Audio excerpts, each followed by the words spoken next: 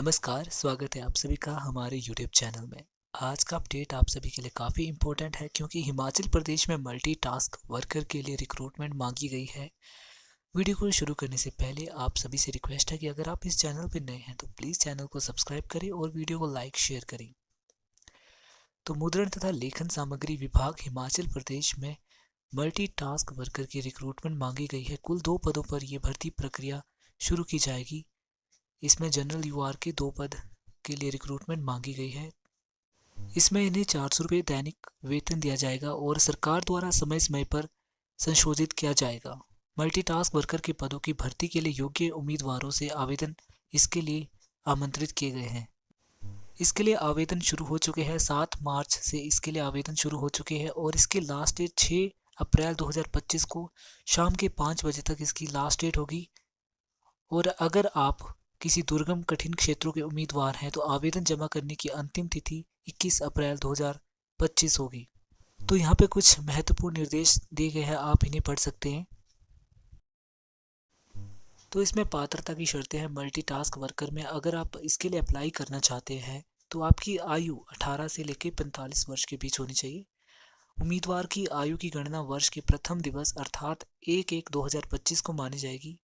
अनुसूचित जाति व अन्य पिछड़ा वर्ग के लिए आरक्षित पदों के विरुद्ध आवेदन करने वाले संबंधित उम्मीदवारों को ऊपरी आयु सीमा में 5 वर्ष की छूट होगी।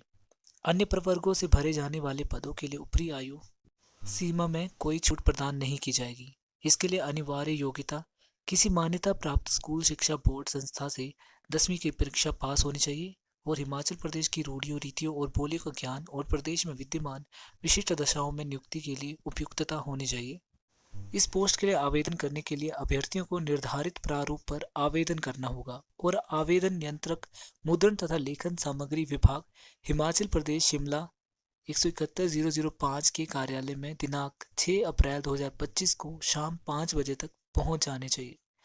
अधिसूचित जनजातीय दुर्गम कठिन क्षेत्रों के उम्मीदवारों के आवेदन दिनांक 21 अप्रैल 2025 को शाम 5 बजे तक इस कार्यालय में पहुंच जाने चाहिए।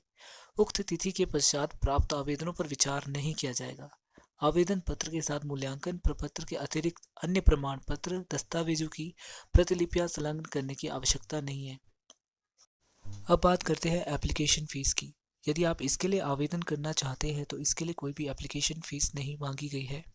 अब यहाँ पे आप देख सकते हैं मल्टीटास्क वर्कर के पदों के लिए 100 अंकों के लिए मूल्यांकन के मापदंड। 100 अंकों के मापदंडों का विवरण यहाँ पे दिया गया है। क्वालिफाइंग परीक्षा में प्राप्त अंकों की प्रतिशतता की गणना 85 से की जाएगी। उदाहरण के लिए अगर आपकी 10वीं की परीक्षा में 50% अंक है तो उम्मीदवार को 42 अंक दिए जाएंगे। यदि अधिसूचित पिछड़ा क्षेत्र या पंचायत से संबंधित है तो आपको 1 अंक दिया जाएगा। भूमिहीन कुटुंब 1 हेक्टेयर से कम भूमि वाले कुटुंब को संबंध राजस्व प्राधिकरण द्वारा प्रमाणित किया जाएगा तो इसके लिए आपको 2 अंक दिए जाएंगे। गैर नियोजन प्रमाण पत्र की कुटुंब का कोई भी सदस्य सरकारी या अर्ध सरकारी सेवा में कार्यरत नहीं है तो 2.5 नंबर इसके दिए जाएंगे। 40% से अधिक विकृति निशक्तता दुर्बलता वाले दिव्यांगजन को 1 अंक दिया जाएगा। एनएसएस का 1 अंक दिया जाएगा। सरकार द्वारा समय समय पर यथाविहित रुपये 40,000 से कम वार्षिक आय समस्त स्रोतों से वाला बीपीएल कुटुंब 2.5 अंक इसके दिए जाएंगे। अगर विधवा तलाकशुदा या अकिंचन एकल महिला है तो उनको 1.5 अंक दिया जाएगा। इकलौती पुत्री या अनाथ है तो उसको 1 अंक दिया जाएगा। सरकारी अर्ध सरकारी संगठन में आवेदक पद से संबंधित अधिकतम 5 वर्ष तक अनुभव प्रत्येक वर्ष पूर्ण किए गए वर्ष के लिए आपको 0.5 अंक दिया जाएगा। तो पूरे अगर 5 साल का अगर आपके पास एक्सपीरियंस है तो आपको 2.5 अंक इसमें दिए जाएंगे। यदि मल्टीटास्क वर्कर के पदों के लिए आवेदन करने वाले अभ्यर्थियों की संख्या अधिक होती है तो अभ्यर्थियों को कुल पदों रिक्तियों की कुल संख्या की 5 गुणा अनुपात में मूल्यांकन के लिए शॉर्टलिस्ट करते हुए शीर्ष उम्मीदवारों में से अभ्यर्थियों द्वारा अपने आवेदन पत्र में दावा किए गए अंकों के आधार पर मूल्यांकन के लिए बुलाया जाएगा। तो यहाँ पर आप इसके लिए आवेदन पत्र देख सकते हैं। एप्लीकेशन फॉर्म यहाँ पर दिया गया है। मुद्रण तथा लेखन सामग्री विभाग द्वारा ये आवेदन मांगे गए हैं।